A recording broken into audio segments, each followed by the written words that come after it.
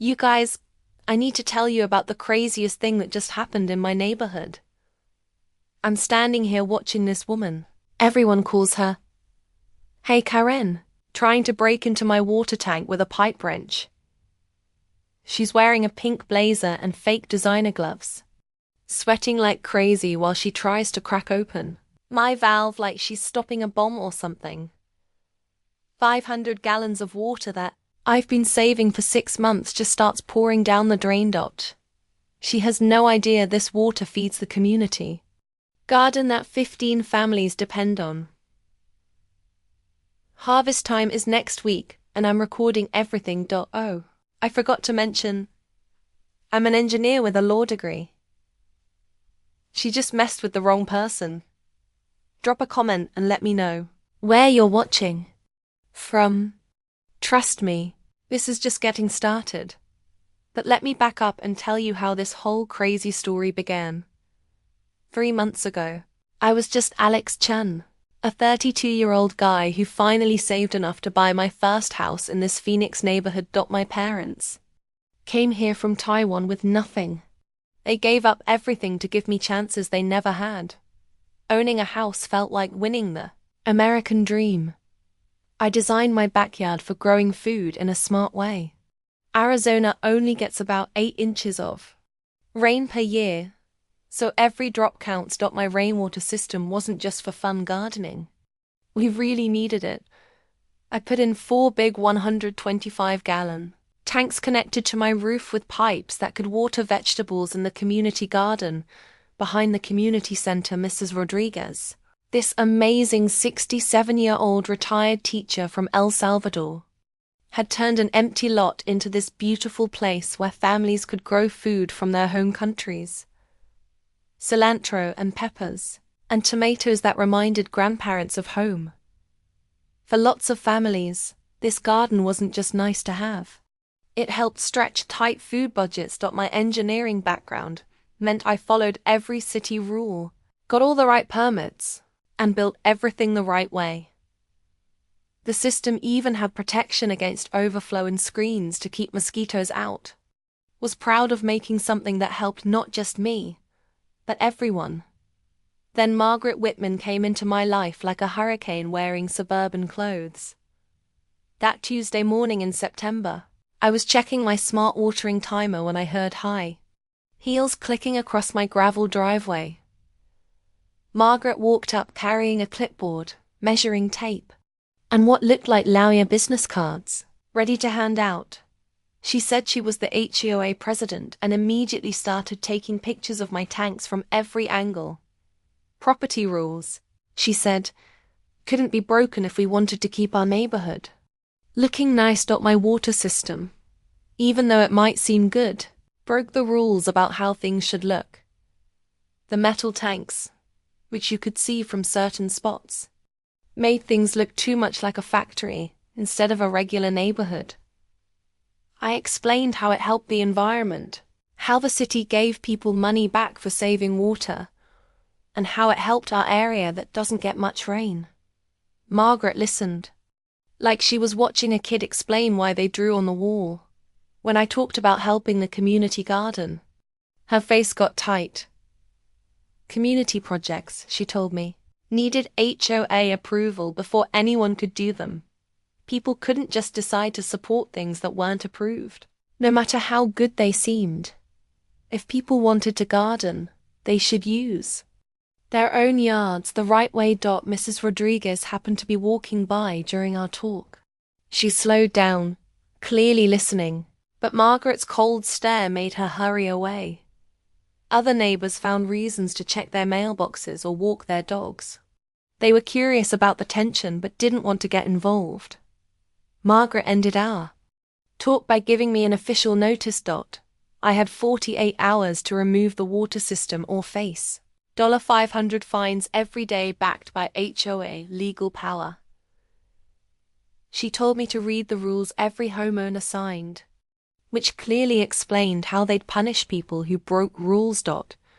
As Margaret's heels clicked away across the concrete like a countdown timer, I realized this woman had no idea what she'd just started.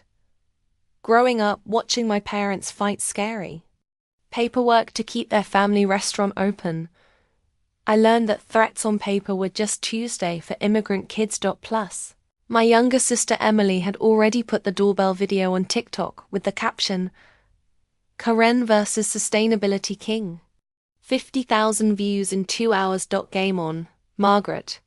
That evening, I went into research mode. Emily, fresh out of college with a communications degree, helped me look things up online while I handled the legal stuff. What we found was disturbing.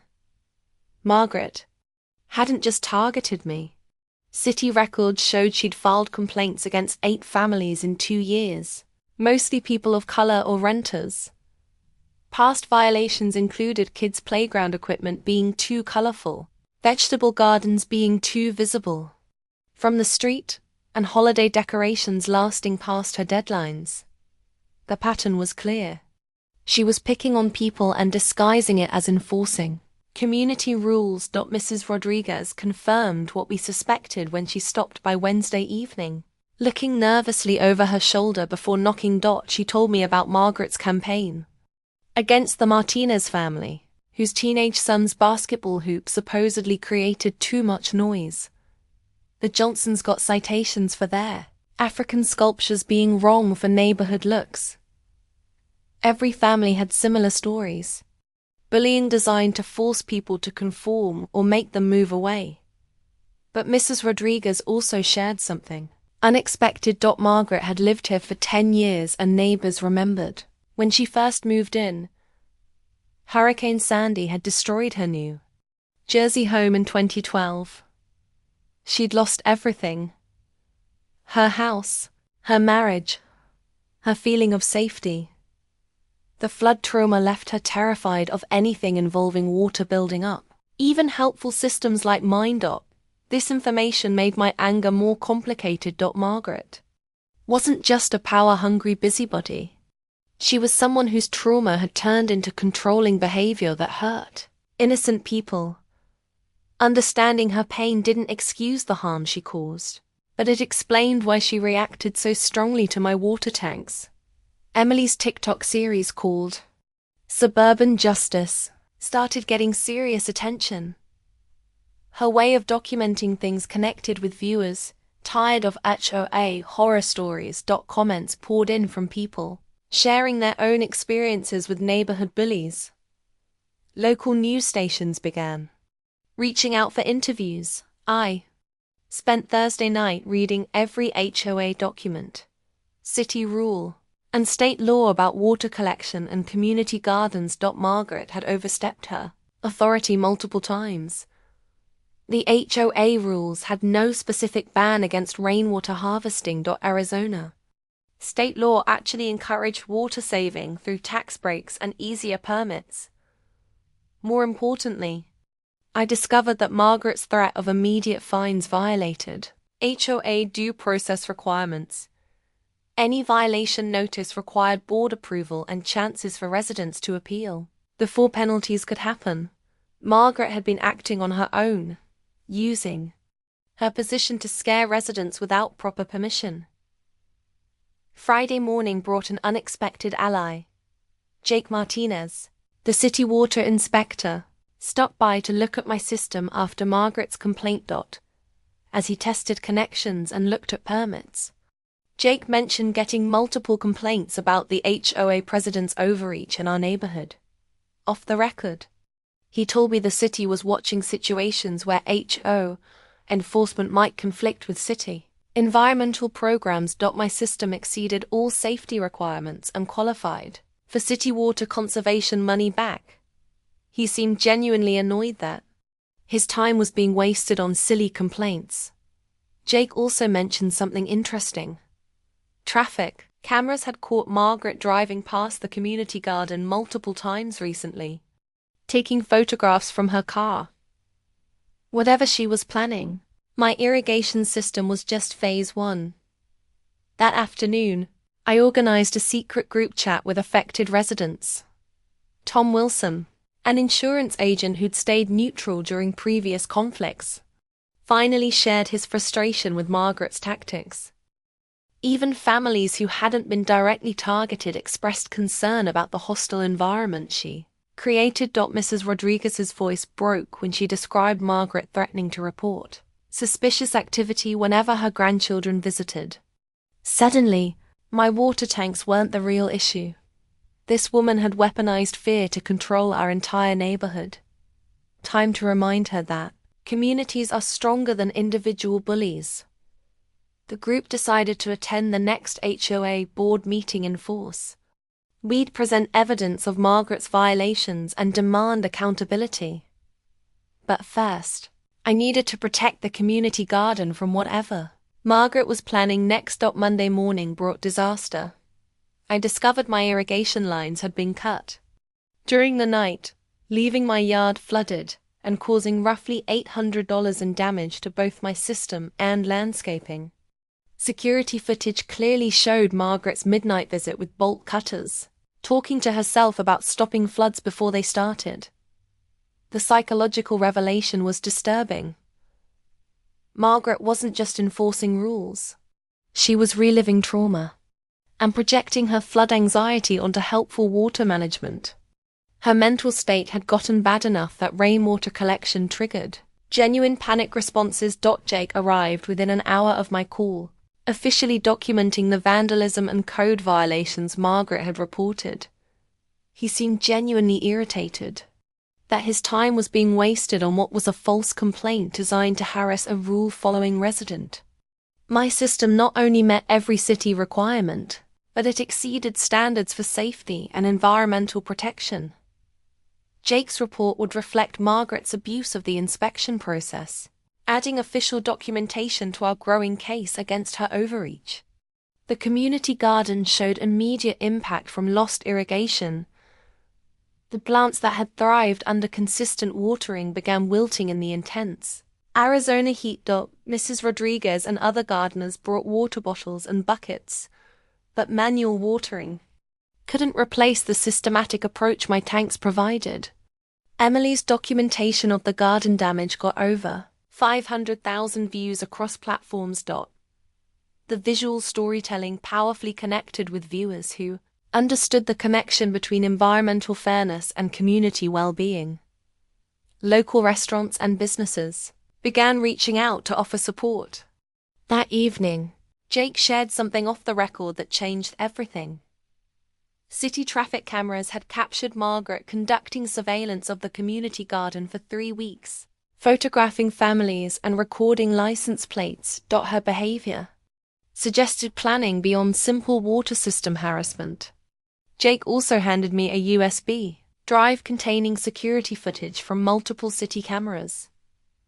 Margaret's 3 a.m. property destruction was captured in high definition from 3 angles, providing undeniable evidence of deliberate sabotage motivated by psychological instability rather than legitimate rule enforcement. Wednesday brought escalation. Margaret's attorney sent a cease and desist letter demanding $50,000 in damages for supposed property harm and emotional distress. The legal language was aggressive but poorly written, suggesting Margaret's lawyer hadn't been fully informed about the actual situation. The community response surprised everyone. Neighbors who had stayed silent during previous conflicts suddenly found their voices. A GoFundMe for my legal defense raised $3,000 in 24 hours. Mrs. Rodriguez organized evening meetings where residents shared their experiences with Margaret's intimidation tactics. Tom Wilson finally admitted he'd been documenting Margaret's violations for months, afraid to speak up alone but willing to join collective action. His insurance background helped him recognize patterns of harassment that could expose the HOA to liability claims. Thursday evening brought unexpected hope. Councilman Davis contacted me after seeing Emily's viral documentation. He was developing environmental programs for his re-election campaign and needed community success stories to counter criticism following a recent oil spill scandal that had damaged his environmental credibility. Davis wanted to meet Friday morning to discuss potential city backing for the community garden and my water conservation system. Either I was about to get institutional support, or Margaret had found a way to weaponize city politics against our entire neighborhood. 50-50 odds in American suburban politics. The meeting could change everything, but I couldn't shake the feeling that Margaret's surveillance of the garden meant she was planning something bigger than harassment letters and legal threats. Her psychological breakdown was accelerating, and desperate people make dangerous choices. Friday's meeting with Councilman Davis exceeded my expectations. He arrived with a small team, including a city environmental consultant and legal advisor, all genuinely interested in our community garden success story. Davis explained his political situation frankly. The oil spill scandal had damaged his environmental credentials right before re-election season. Supporting grassroots sustainability efforts could help rebuild trust with voters who care about climate action and community development. More importantly, the city was developing new policies to limit HOA authority over environmental improvements that aligned with city goals. My water collection system and the community garden represented exactly the kind of resident-driven innovation they wanted to encourage and protect. The legal advisor reviewed Margaret's documentation and immediately identified multiple violations of both HOA governance requirements and city harassment laws. Her unilateral enforcement actions, surveillance activities, and property destruction created liability exposure that could result in personal criminal charges. Davis offered city designation for the community garden as an official environmental education site, which would provide legal protection against HOA interference and qualify the area for city grants and maintenance support. But the most significant development was Jake's revelation about his real role. He wasn't just a water inspector responding to complaints. The city had been conducting an undercover investigation into HOA corruption after receiving numerous complaints about board member overreach in several neighborhoods. Margaret's pattern of harassment, combined with questions about HOA fund management, had triggered a formal investigation. My situation provided the evidence they needed to document systematic abuse of authority and potential financial misconduct. That afternoon brought Margaret's legal escalation. Her new attorney, apparently better informed than the previous one, filed a formal lawsuit seeking $50,000 in damages and demanding city council intervention to ban community environmental projects that supposedly created safety hazards. The lawsuit's language revealed Margaret's psychological state more clearly than any previous action. She described my water tanks as flood infrastructure that endangered neighborhood safety, comparing rainwater collection to dam construction in residential areas. Emily's coverage of the lawsuit filing went viral immediately. The disconnect between Margaret's flood paranoia and Arizona's desert environment created compelling content that resonated with viewers familiar with HOA horror stories and climate change denial. Mrs. Rodriguez organized an emergency community meeting for Sunday evening. Nearly 40 residents attended. The largest neighborhood gathering in years. Stories emerged of Margaret's systematic targeting of families, particularly those who didn't fit her narrow definition of acceptable residents. The meeting revealed the full scope of Margaret's impact. Children had stopped playing outside because parents feared noise complaints. Families avoided holiday decorations or cultural displays that might trigger violation notices. The community garden represented one of the few spaces where neighbors could interact without fear of Margaret's surveillance. But residents also shared information about Margaret's situation that added complexity to the conflict. Her divorce had been finalized recently, and the HOA presidency seemed to be her only source of identity and social connection. Neighbors who remembered her arrival described someone initially seeking community belonging, who had gradually become isolated and controlling. Tom Wilson presented financial records showing discrepancies in HOA account management, Margaret had been using community funds for personal legal expenses and unauthorized consulting fees.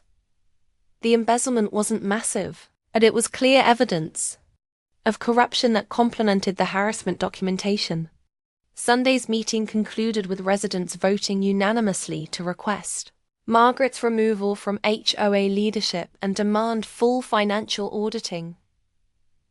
We also decided to support the city's environmental designation for the community garden regardless of legal threats. As neighbors filed out into the desert evening, Mrs. Rodriguez pulled me aside with concerning news. Her grandson had seen Margaret driving past the garden multiple times that week, stopping to take photographs and make phone calls from her car. Margaret's attorney's letter arrived simultaneously with the city notice about the community environmental initiative assessment. Davis texted that our meeting was scheduled for Monday at 9 a.m. with full documentation required. Either I was about to get comprehensive city backing, or Margaret had found a way to turn municipal politics against our entire neighborhood. Monday morning brought a catastrophe that exceeded my worst expectations. I woke to the sound of rushing water and discovered that Margaret had systematically emptied all 4 rainwater storage tanks during a 4 a.m. operation captured in high definition by multiple security cameras. The destruction was thorough and deliberate. Margaret had used professional-grade tools to open every valve and drain connection, ensuring maximum water loss and system damage. Security footage showed her working methodically while talking to herself about preventing flood disasters and protecting neighborhood safety. 500 gallons of carefully collected rainwater gushed into storm drains while Arizona faced its worst drought in decades. The irony would have been comic if the consequences weren't so devastating for the community garden and the families who depended on it. Emily live streamed the immediate aftermath, documenting the flooded yard and explaining the impact on community food security. The visual storytelling was powerful, showing viewers exactly how one person's trauma-driven actions could harm entire neighborhoods. The community garden suffered immediate and visible damage. Plants that had thrived under consistent irrigation began wilting within hours. Mrs. Rodriguez and other gardeners arrived with water bottles and buckets, but manual watering couldn't replace the systematic approach that had sustained their crops. More heartbreaking was watching families explain to their children why the vegetables they'd been excited to harvest might not survive. The garden wasn't just about food production. It was about cultural connection, environmental education, and community pride. Margaret's psychological breakdown was now complete and public. Neighbors reported seeing her driving past the garden every few hours, photographing the damage with obvious satisfaction. Her flood paranoia had transformed into active hostility toward any water activity. Emily's documentation reached 2 million views across platforms as major news outlets picked up the story. The narrative of suburban environmental destruction resonated with audiences concerned about climate change, community resilience, and mental health crises in isolated neighborhoods. Local businesses began offering support immediately. Restaurants donated water and supplies. Garden centers provided replacement plants. A local environmental group established a crowdfunding campaign that raised $15,000 in 48 hours for garden restoration and system replacement. But Margaret wasn't finished. Her attorney quit Tuesday morning after learning about the property destruction, apparently unwilling to represent someone engaged in ongoing criminal activity. Margaret's response was to hire a more aggressive firm and escalate her legal threats. Wednesday brought the revelation that transformed our situation completely. Jake's investigation had uncovered evidence that Margaret had been embezzling HOA emergency funds to pay for personal legal expenses related to harassment lawsuits in her previous neighborhood. The pattern was clear and documented. Margaret had been forced to resign from HOA leadership in New Jersey after similar corruption charges. her move to Arizona, was essentially fleeing consequences rather than seeking a fresh start. Thursday's emergency. HOA board meeting was packed with residents and legal observers. Emily live streamed the proceedings while I presented evidence of Margaret's systematic harassment, property destruction, and financial misconduct. Margaret's response was a complete psychological meltdown captured live for thousands of viewers. She screamed about flood conspiracies, immigrant invasions, and communist gardening plots while board members and residents watched in stunned silence. The vote to remove Margaret from HOA leadership passed 47-3, with only her closest allies supporting her continued presidency. Mrs. Rodriguez was elected as interim president, receiving enthusiastic applause from residents who had been silenced for years. Margaret's final desperate move came as police cars pulled into my driveway Thursday evening. Someone had called 911, reporting domestic violence and property destruction at my address. When officers arrived, they found Margaret in her car across the street, obviously having made the false report herself. The attempted swatting backfired completely. Officers quickly determined that no domestic violence had occurred, but they did arrest Margaret for filing false reports and documented her obvious surveillance of my property. Jake's investigation file provided additional context about her criminal harassment pattern. As Margaret was led away in handcuffs while Emily live streamed, I felt a complex mixture of relief and sadness. Justice was being served, but watching someone's trauma-driven breakdown destroy multiple communities wasn't satisfying. It was tragic. Channel 12 News arrived as city officials served Margaret with embezzlement charges based on HOA financial audits. The live stream of her arrest reached viral status. But the real victory was knowing that our community could finally heal from years of intimidation and fear. The aftermath of Margaret's arrest brought unexpected developments that transformed our situation, from neighborhood drama into a model for community organizing and environmental justice. Media coverage exploded beyond local interest. National outlets picked up the story as an example of grassroots activism overcoming institutional intimidation. The visual contrast between Margaret's trauma-driven destruction and community members working together to restore their garden resonated with audiences nationwide. Emily's documentation became a case study in citizen journalism and social media activism. Communications professors reached out for interviews about how young people could use technology to hold authority figures accountable and build community support for environmental initiatives. Councilman Davis moved quickly to capitalize on the positive attention. Wednesday morning brought an official city ceremony designating the community garden as Phoenix's first environmental education and cultural heritage site, complete with grant funding for expansion and educational programming. The ceremony drew residents from across the city, environmental groups, and local politicians eager to associate themselves with successful community organizing. Mrs. Rodriguez gave a speech in both English and Spanish about how gardens grow more than vegetables. They grow connections between neighbors and hope for sustainable futures. But the most significant development was Jake's revelation about the scope of his investigation. Margaret's case was part of a broader inquiry into HOA corruption across multiple Arizona communities. Her arrest provided evidence that led to investigations in 12 other neighborhoods. The financial audit revealed that Margaret had embezzled nearly $25,000 from HOA accounts over 2 years, using community funds for personal legal expenses, unauthorized consulting fees, and private security services to monitor residents she considered problematic. Thursday's expanded HOA meeting addressed systematic changes needed to prevent future abuse.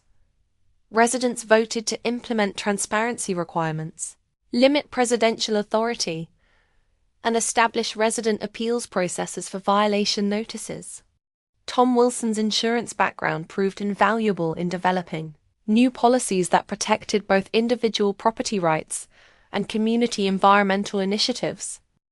His documentation of Margaret's harassment had been meticulous, providing a legal framework for institutional reforms.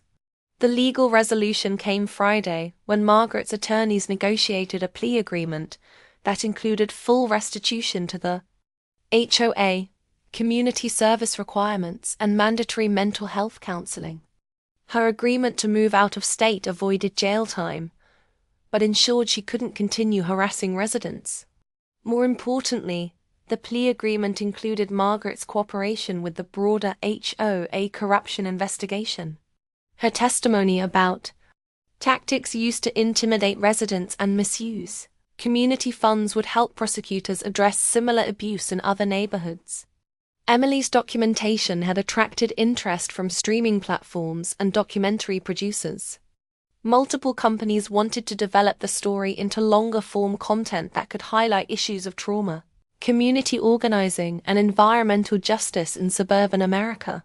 But the real victory was watching our neighborhood transform from a place of fear and isolation into a genuine community. Children played outside again.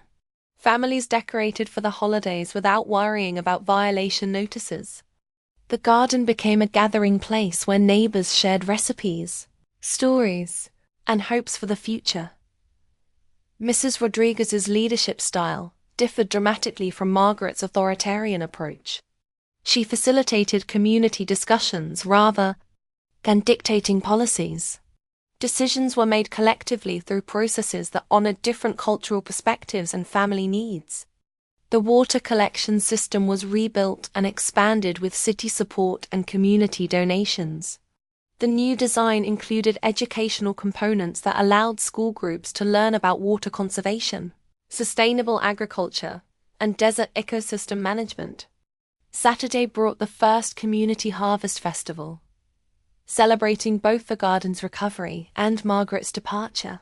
Families shared traditional dishes made with vegetables they'd grown together.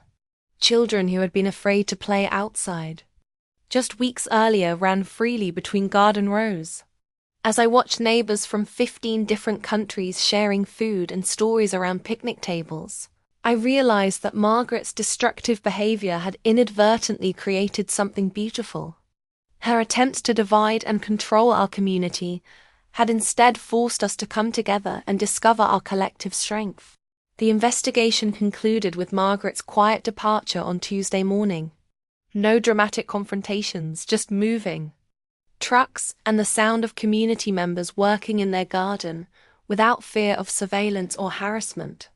1 year later, standing in our expanded community garden with its official city designation, watching children from 15 families chase butterflies between tomato plants, I can finally smile about everything that happened with Margaret Whitman. Margaret moved to Colorado, hopefully getting the trauma counseling she needed.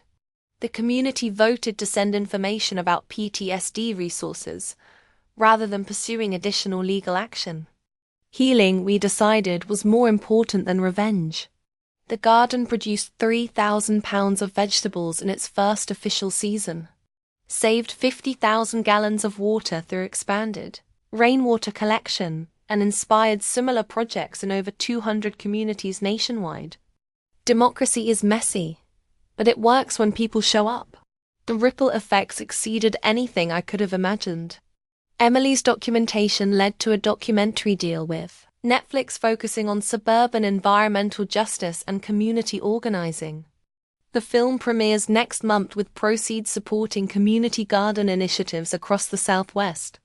Jake's investigation resulted in comprehensive HOA reform legislation passed by the Arizona State Legislature. The Margaret Whitman case, as it's known in legal circles, established precedents for resident protection against harassment and financial corruption by neighborhood associations. Mrs. Rodriguez was elected to the City Council on an environmental justice platform, bringing community organizing experience to municipal politics. Her first initiative expanded water conservation incentives and protected resident rights to sustainable home improvements. The legal precedents from our case helped Families in 12 other neighborhoods remove corrupt HOA leadership and implement democratic governance structures. Property values in our area increased as the reputation for community cooperation attracted families seeking neighborhoods where differences were celebrated rather than suppressed. My engineering consulting business expanded into community environmental design, helping neighborhoods across Arizona develop sustainable infrastructure that brings residents together rather than dividing them. Trauma-informed design principles ensure that environmental improvements consider psychological impacts on community members. The water collection system now serves as a model for desert sustainability education. School groups visit monthly to learn about water conservation, sustainable agriculture, and community cooperation. Children who see neighbors working together learn that environmental challenges require collective solutions. Emily graduated to National Environmental Journalism, covering climate adaptation stories across the country. Her work documents communities developing resilience through cooperation rather than isolation, showing how local organizing can address global challenges. Tom Wilson became the HOA president after Mrs. Rodriguez's city council election, bringing insurance industry risk management skills to community governance. His leadership style emphasizes transparency, inclusion, and conflict resolution through dialogue rather than punishment. The psychological dimension of our story continues to resonate. Mental health professionals use our case to illustrate how untreated trauma can manifest as community harm and how healing requires both individual treatment and community support systems. Margaret's actions, while destructive, ultimately demonstrated the importance of addressing trauma through connection rather than control. Communities that support vulnerable members prevent isolation from turning into harmful behavior toward neighbors. The national conversation about HOA reform gained momentum partly because our story showed how local organizing could overcome institutional intimidation. Residents in similar situations reached out for advice about challenging corrupt leadership and building community solidarity. Environmental justice organizations adopted our model of combining individual sustainability projects with community organizing and political engagement. Change happens when personal responsibility connects with collective action and institutional support. The documentary premiered at Sundance to enthusiastic reviews, particularly for its portrayal of how generational differences in technology use and cultural perspectives can strengthen rather than divide communities. Emily's social media documentation provided unprecedented insight into real-time community organizing. But the most meaningful outcome was watching our neighborhood evolve from a place of fear and surveillance into a genuine community where children play freely, families celebrate cultural traditions openly, and neighbors support each other through challenges and successes. Sometimes picking on the wrong millennial engineer with a TikTok-savvy sister, and a community full of neighbors ready to stand up for justice is exactly what suburban tyranny needed. Democracy requires participation, but the results can be more beautiful than anyone imagined when the work began. The Harvest Festival last weekend drew visitors from across Phoenix with families sharing traditional recipes made from vegetables grown in soil nourished by carefully collected rainwater. Children who had been afraid to play outside just 2 years earlier now lead garden tools for school groups. As I finish writing this story, construction crews are installing expanded rainwater collection systems in 6 other neighborhoods. Each project designed with community input and trauma-informed principles that honor both environmental goals and psychological safety for residents. Margaret's story ends with her getting help, our community growing stronger, and hundreds of other neighborhoods across America discovering that standing up to bullies and building something beautiful together is always possible when people decide to show up for each other. That's community organizing. That's environmental justice. That's what happens when trauma gets healing instead of control.